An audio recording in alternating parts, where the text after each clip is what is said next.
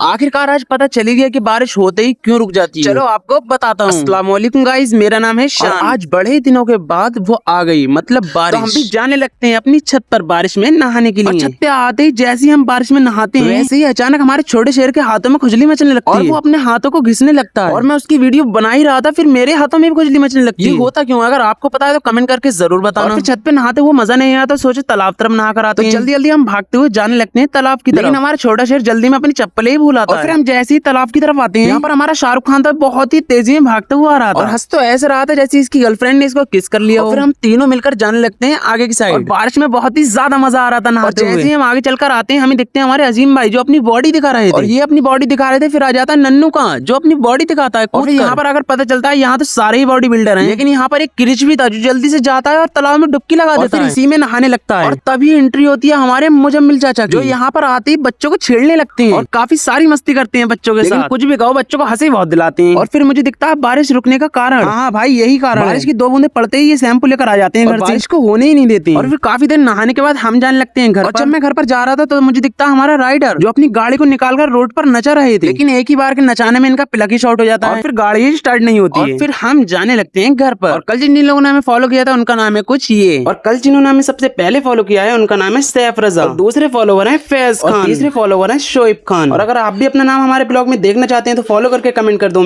आपका नाम भी आ जाएगा।